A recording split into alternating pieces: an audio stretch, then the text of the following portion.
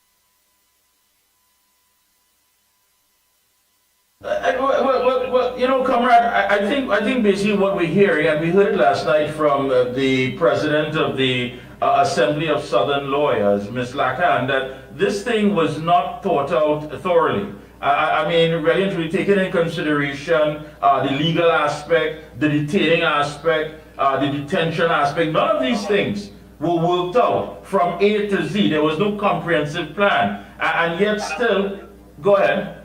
And I'll tell you this. I was speaking briefly with another reporter today. And the statement made was, you know, I didn't even study prison. You know, when people say the SOE, the focus was like the police have more powers, the army have powers, like the police, you have diminished rights, they can enter your home, no warrants, whatever.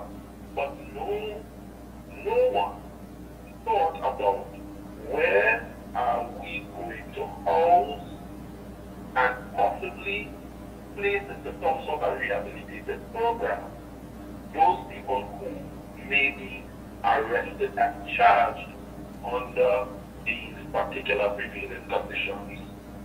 And this is why, you know, it's sometimes so easy to villainize leadership. But really and truly, all of us, no one gave a thought. So, okay, the prisons is already 200 years old, it's Port of State prison. Carrera is around the same age. Yeah. When you look at that, they have the maximum security prison, which is our new, and it's called it our newest holding facility, saying that this is well over 50 years old with not having the sort of resources to support its constant maintenance and upkeep. You have ECRC, which was purchased under the last, when they had the last SOE, and the then government, I would have attended personally FNGP meeting where the discussion was surrounding purchases that facility, and we told them those purchases, they still purchased $236 million for basically a warehouse, a shell, which to this day still does not have some of the basic amenities for food preparation and laundering of clothes for the people being held there. Basic stuff. So the thing about it is that we are not like the boy crying wolf. This is a really serious situation for the nation to consider that if we continue to ignore this institution, the Trinidad and Tobago prison service, and I said it in my release, and officers are using their own money to purchase items, to continue for things, to continue operating, repairing things, bringing their own tools. Could you repeat that, comrade, please? Repeat that, please. It's too important to be said once. Repeat that. Officers are using their own salaries, from their salaries, that the same state is insisting they can't pay you anymore, that you have to take for whatever is dished out to you. Officers are using those resources, that salary which they are working for, instead of being totally used for their family and for their own development. It is being sold back into the prison. And the fact of the matter is that, I will tell you this, Mikey, it is my firm belief, this is my opinion, that because we are what you call essential workers, which for me equates to a slave. Yeah. Because I cannot withhold labor to effect any change with management or to get things that I want. So all I can do is simply advocate. I have to come to work. Yeah. The Prime Minister would have said, go back to work. When we had the issue with the murders and Officer was murdered, and it was and so they're using this essential services. You are essential services. To take you for granted. To take you for granted. That's it. Yeah, instead of it being an opportunity to treat this particular class of worker that you say you need. Because you put us in a box. Because you want to be able to have some control over how we get the labor from us. You place us in the box and then you treat us with some of the most gross and vile and scan courtesy. You know, let's put it where the scan courtesy, because this is what you call politics of the shifting headache. You know, these individuals are a headache for society. You bring it, you shift it to the police, their responsibility, you shift it to the judiciary, and of course, it ends up in the hands of those who have to detain and try to rehabilitate these individuals, which is the prison system. And everybody forgets about the last part, because they have already played their part, and wherever it ends up, it's out of sight, out of mind, and you and your members have to deal with it with limited resources, not a safe environment, and they expect you to create something out of nothing. That's the facts. Correct. And that is our position. You know, I want to take the opportunity to, Mikey, to certainly convey condolences to the slain prosecutor, his family, his wife, those 2 children that were there, and also to his co-workers. It is something that is ever so familiar to the prison officer experience. In fact, I would go a step further to say that law enforcement officers, people assigned to that whole criminal justice system, are not being treated in the way that they should. And we would have made a suggestion some years ago, which was to develop what we also call the Law Enforcement Officer Safety Act. Yeah. Because the question is, if those who are to make safe are not safe, then what are we doing? If we cannot have the prison officer feel safe, the police officer feel safe, the state prosecutor feel safe, the customs officer, immigration, all of these people who fall under the umbrella of law enforcement, as a state, as a country, as a nation, as a people, cannot grasp and understand that we need to protect the protectors.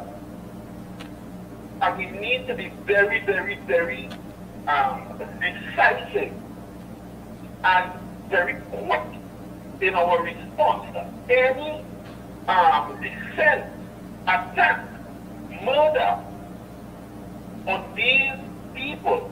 Then what are we leaving for the citizenry? And I think that is a key component that the government has been missing. These people who are charged with these responsibilities, day in, day out, to uphold the law for all of us. All of us, you, Mikey, your listeners. If we are failing when it comes to ensuring these people's safety. Who is protecting the guards? Yeah, no one is guarding the guards, and at the end of the day, we're all being taken for granted, and you're expected to come out here and give 100%. It doesn't matter whether the environment you're working in is safe. It doesn't matter whether you get the resources and the respect. It just simply does not matter. And with all of that, we expect to put a dent in this whole crime situation and arrest what is taking place in this country. It just doesn't add up, comrade. It doesn't add up. Well, go ahead quickly, because we got to close up. Go ahead.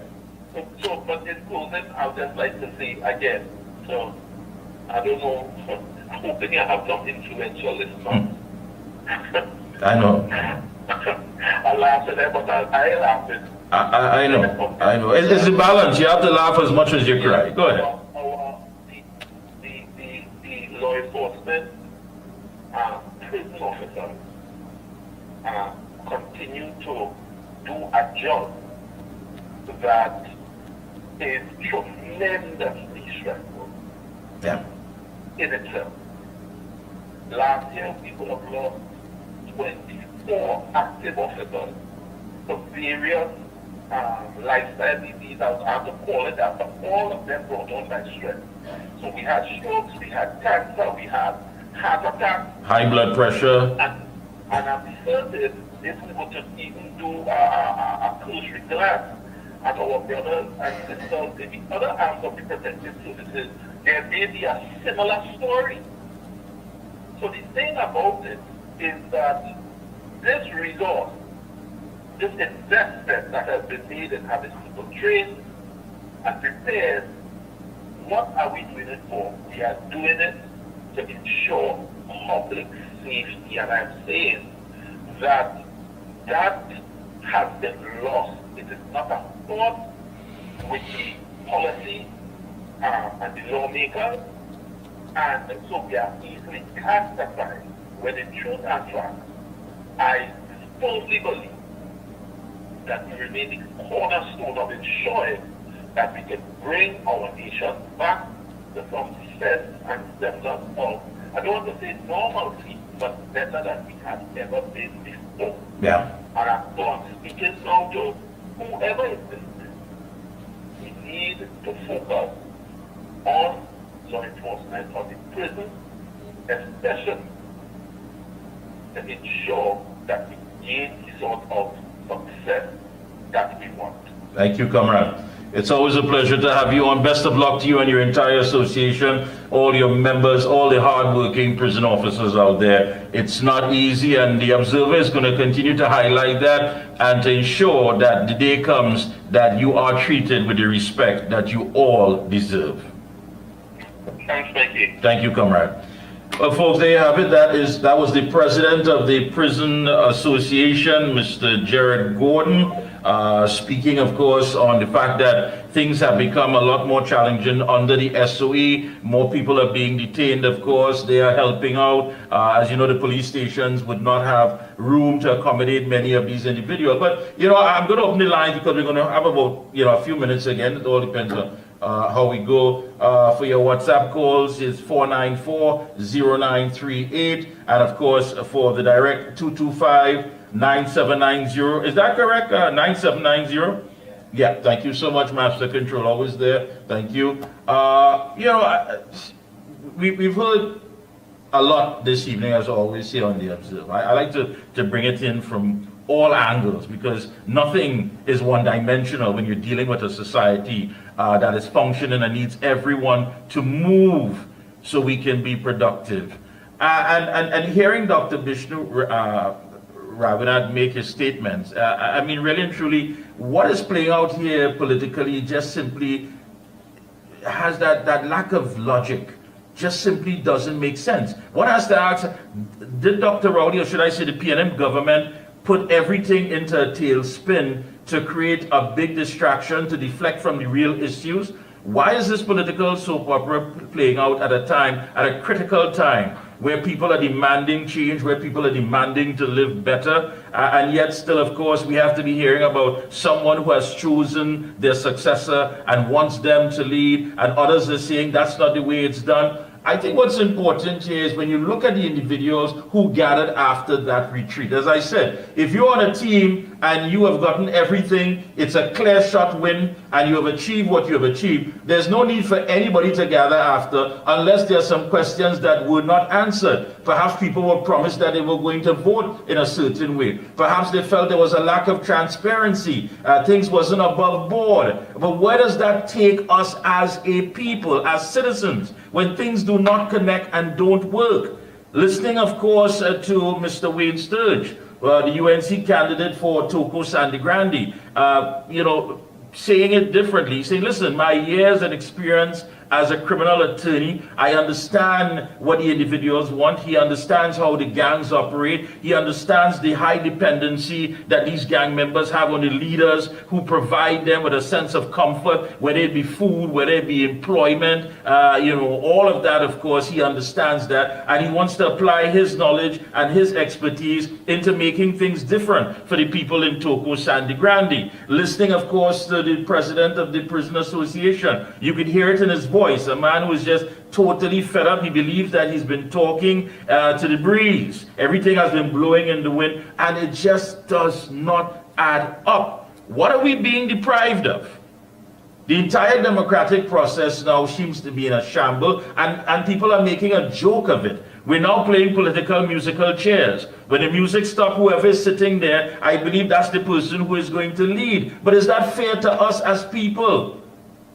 This is what we have to be asking. Are we getting the best from what is being provided? 4940938 and of course 2259790. As a matter of fact, I want to read something for you sent to me by my good friend Mr. Ken Ali, who's always on the program, and he had quite a lot to say, to write. I always look at his writings and I think it's so great. He writes here, "Fiery Faris bats for penny. Would he make it a Sando West candidate?" That's the question. He writes that Faris Alwari came out batting for Penelope Beckles at the PNM's Tobago retreat in an effort to block his former pal Stuart Young. Alwari was fiery in leading the charge for Beckles, he was told. Now there's speculation in the PNM camp about whether Young would retain Alwari as the general election candidate for San Fernando West. The constituency's executive had previously appealed to party boss Dr. Keith Rowley to keep Alwari as the candidate. Alwari's political star has been fading in recent years, and his relationship with Young has soured. They were seen as bosom buddies in the early years of the PNM administration, and referred to by the political opposition as the Young and the Restless. While Young is enjoying a dramatic rise in local politics, Alwari has been on the decline, losing the post of Attorney General in March 2022 and no longer in the PNM's inner circle. Alwari's surprising advocacy was one feature of the retreat, during which there were backroom promises, subtle threats, and attempts at horse trading. There was a lot of jockeying behind the scenes. One participant made it clear. Adrian Leonce, MP for Laventille West Morvant, supported Beckles and not Young, as suggested on social media. Leonce is being replaced as an election candidate, with the announcement made a few days after he told the media he didn't expect the government to accept a pay increase. Rowley later announced that the government would implement the Salaries Review Commission's proposal. There's conjecture over Saturday's meeting of the party's General Council. The so-called Black Caucus, of which General Secretary Foster Cummings is seen as the head, remains unhappy over Young taking over the biggest political job in the land. Cummings supported Beckles at the retreat. One reason for Rowley stepping down as Prime Minister and facilitating his favored political son as his successor is to avert bacchanal in the PNM. There is, however, much unease in the ruling party. Very interesting. Very, very interesting from Ken Ali. Again, was all of this deliberately done? Are we having other discussions? Have we even remembered what the economy has not been producing?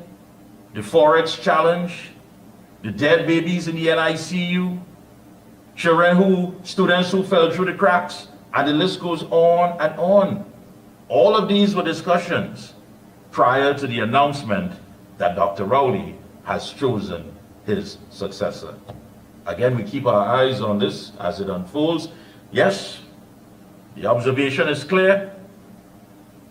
The action has started. It's been a pleasure as always, folks. Until next week, Tuesday, be safe.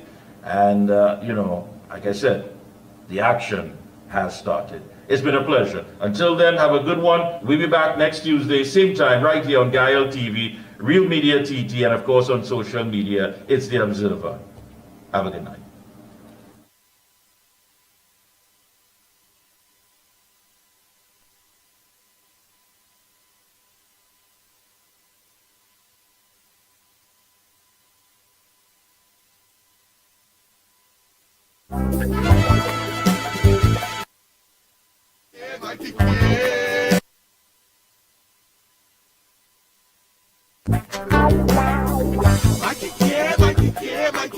Mikey,